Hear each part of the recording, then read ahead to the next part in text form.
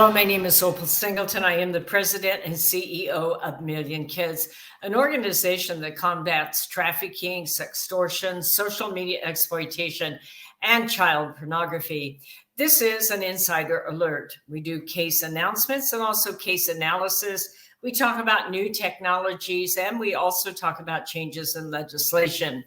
This is the case of HERSHEL James Ratliff. He's 71 years old. He's not what you think of as your average pimp, which is why I chose to do this case analysis. He was sentenced to 30 years in prison for trafficking of minors. This is according to the Omaha News. So the Council Bluffs Police Department say that they were investigating Ratliff because they had received a report from the Iowa Department of Human Services regarding a 14-year-old girl. That tells you that the girl might have been in the system, perhaps as a foster child. As the investigation continued, law enforcement said that numerous young people were identified as being victimized by Ratliff while they were in high school. He had reportedly provided the teenagers with drugs, with alcohol, and a place to party. So I had to make this slide for you because I want to get your attention. The guy on the left, I don't know, but he has some sort of rap movie or rap video out there where he's portraying a pimp. I don't know if he is or he isn't, but that's what he says. But I wanted to juxtaposition this for you because when you look at the man on the right, you don't think of him as a pimp. I would be willing to bet you he does not think of himself as a pimp. But in fact, that is exactly what he was doing. And he had been doing it over a long period of time. And most likely it had become second nature to him. And he hadn't actually realized the impact, not only on his victims, but more important, what's going to happen for the rest of his life. He groomed teenagers and convinced them to engage in various sex acts with him and his friends. That makes him a pimp.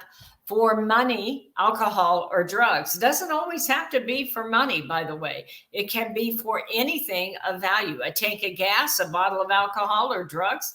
In this case, the drugs that were given to especially the minor girls was marijuana and Xanax. He provided them before and after they participated in various sex acts at his home. Evidence was shown that he obtained sex acts for his friends also with adult women by use of force and coercion. Now, coercion means threat. That's what makes it human trafficking versus just volunteer prostitution. These are women, in this case, adult women, which he is threatening or forcing in to sex acts with his friends. That qualifies him legally as a pimp. He also used his business, Jimmy's All-American Diner. My guess is that'll be confiscated in the course of activity and used for the what they call, I can't think of it right now. What's it called? Asset forfeiture. He used his rental properties also. I want you to get this. This has been going on for 7 years. Just imagine the number of people who have been violated during that time. And in his case, it probably seemed like a way of life without acknowledging that he is, in fact, destroying these people's lives and committing a crime. He was sentenced to 30 years in prison, which will most likely be a life sentence for him, unless for some reason they let him out early. As the investigation continued, many other young people came forward and say they had been victimized by Ratliff. He had given them drugs and alcohol and place to party, and he groomed them into cultivating a trusting relationship with them, convincing them to engage in various sex acts with him and his friends for money. So the reason I point this out is that one of the things we can do to prevent this is to talk to kids about the grooming process, that it isn't always, some young gang guy that recruits you in and forces you out there. Oftentimes, it just looks like an older friend that you can trust. So I want to share with you a local case here in Riverside County area. It's a similar but unrelated case, but the MO, as we say, the modus operandi is the same.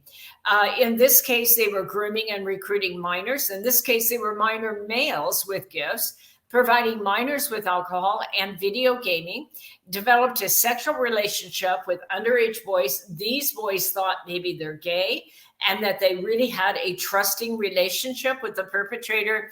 Then he turned his victims over to his friends for sexual exploitation, which made that into pimping and basically pandering and putting them into forced prostitution. This is the case of David Yoder out of Palm Desert. He was sentenced to 24 years in prison. By the way, he still proclaims his innocence.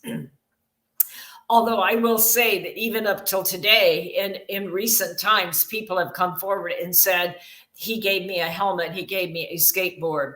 He connected with young men.